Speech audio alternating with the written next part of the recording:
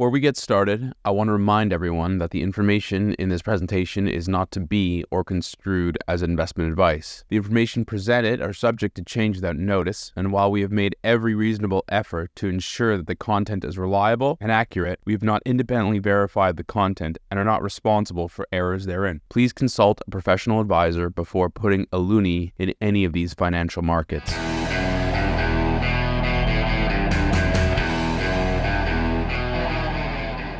Hi everyone, my name is Richard Diaz and welcome back to the IceCap Canadian Market Wrap. In this week's episode, we're going to talk inflation, a little bit about the BOC, and a wild card that might change the math, or both, slowing population growth. So let's get started with a rundown of this week's inflation numbers. Canadian headline inflation fell to 2.2% on a year-over-year basis in November, matching the increase in October. This means that although prices are still rising, the light red line on the chart, they are rising in line with the BOC's target range, 2% plus or minus 1%. However, as always with a data print, such as this one, the devil is in the details. If we exclude energy and food, which tend to be more volatile than other parts of the consumer basket, we see that prices fell slightly on the month, but unlike the headline figure, an upward trend remains intact, although it is softening. The main reason there is such a discrepancy between headline and core is the dramatic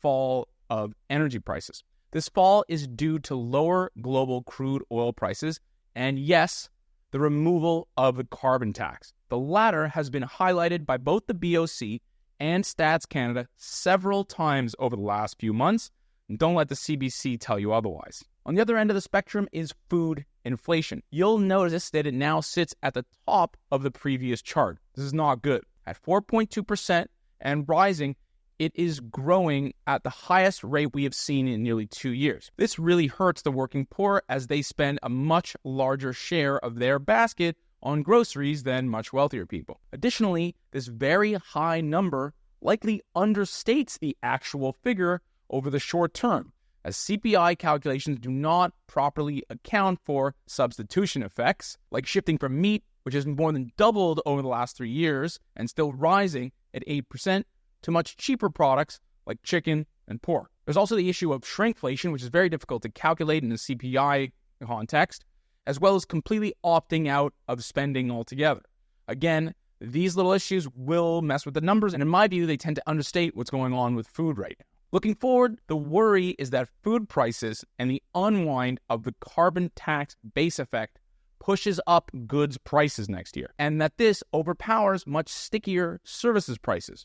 You can see that on the right-hand side of this chart, the blue line, goods, is rising, versus the red line, services, is falling but at a slower rate. As regular viewers will know, shelter is a huge chunk of the core basket at 38%. So by definition, it's also the lion's share of services. Shelter inflation is now below core, ex-food and energy, and falling. Unfortunately, a look at CPI rents tells you there's something that's not quite right. Rent CPI is a big part of shelter, and it seems incongruent with what's going on real time. According to the CPI release, rent inflation stopped falling and is sitting around 4.7% year on year. For the last 30 years or so, rents have tracked population growth, and as Canada unwinds from the insane immigration policies that we've seen over the last few years, we were expecting rent inflation to fall further. However, they haven't. They're stuck there. But as you can see from the table on the right, according to rentals.ca, they're declining nationally at about 3%. This wide discrepancy gives us pause. The decline in population is really important to the inflation outlook, and we will dive deeper into this issue over the year to come. But suffice it to say that fewer people means less demand, and all things being equal, this means less upward pressure on prices. Unfortunately, it's not that simple. Inflation breadth, or the proportion of goods and services in an economy experiencing price increases, is still trending higher. We were expecting to see this fall a bit further, but it still hasn't happened yet. Additionally, our inflation model is still pointing upwards. This model is based on producer prices, and those input prices continue to rise.